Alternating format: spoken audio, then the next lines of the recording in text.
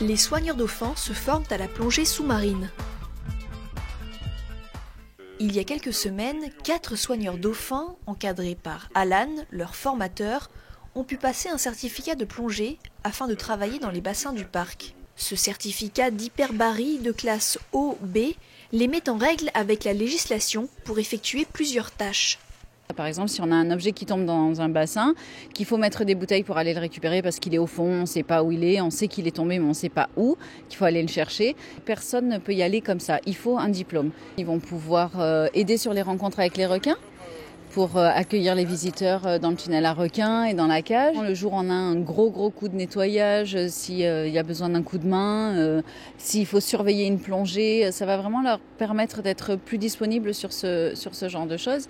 Et c'est quand même important quand on travaille au bord d'un bassin. Pendant une semaine, ils vont effectuer plusieurs plongées par jour afin d'apprendre différents exercices essentiels pour leur sécurité sous l'eau. Même si le stage ne s'effectue pas en pleine mer, cela ne semble pas vraiment poser problème. On est dans une eau de mer, donc on est dans des conditions quasiment idylliques pour la formation, puisqu'il n'y a pas les contraintes de bateau, de sortie de mer, etc. Les conditions, la visibilité, par exemple, nous en Bretagne, là, actuellement, on a des visibilités, on a 30 cm de visibilité dans l'eau, quoi, donc on ne peut pas travailler avec des stagiaires.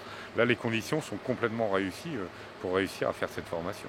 Sachant qu'en plus, les bassins ont de différentes profondeurs, donc on a accès à toutes les profondeurs, et donc c'est une facilité pour moi, un formateur, il n'y a pas mieux, quoi. Dans un tournesol. Autour du bassin, l'ambiance est plutôt bon enfant. La plupart d'entre eux sont déjà titulaires d'un certificat de plongée, mais pour Lisa, c'est un véritable baptême. Première fois, étrange, ça fait bizarre de voir autant d'eau au-dessus de sa tête. D'habitude, on n'a même pas le temps d'y penser quand on est avec un dauphin. Là, on n'entend que nos bulles et tout, donc non, cool. Ça fait bizarre, mais c'est cool. Sous l'eau, les exercices s'enchaînent. Il faut apprendre les gestes pour communiquer et aussi reconnaître les abords du bassin. Mais ce n'est que le premier jour. Il leur en reste 4, bien chargés. Quelques jours plus tard, après plusieurs plongées, les stagiaires commencent à être un peu fatigués, mais surtout bien rodés. Les exercices se font plus compliqués pour tester leur aptitude sous l'eau. Des exercices de vidage de masque, remplissage de masque, lâcher d'embout, reprise d'embout. On a fait des montées assistées en cas de syncope. On a fait des montées à 2 si on a une panne d'air.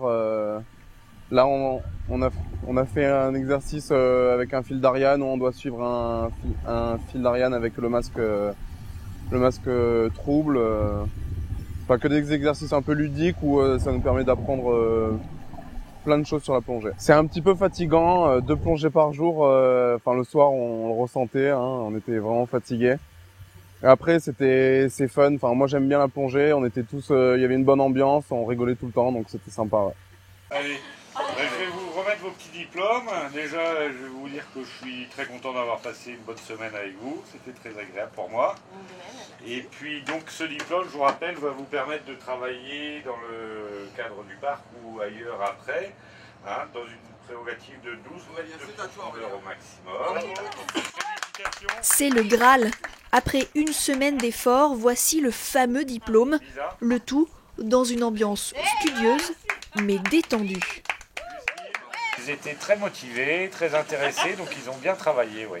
Un peu dissipé avec de ou pas? l'aisance quand même, un peu dissipé, oui, quand même. Un peu jeune peut-être. C'est les filles, ça. Bonne ambiance. Les formateurs tels qu'Alan se rendent souvent à Marineland pour faire passer ces certificats aux soigneurs de tout le parc. Un bon moyen pour eux d'être autonomes et polyvalents dans leur travail. Sur un signe, ça va pas. Sur un signe, je n'ai plus d'air. Sur un signe, je suis essoufflé. Ils font trop de place. Et qu'est-ce qu'on a fait d'autre comme signe?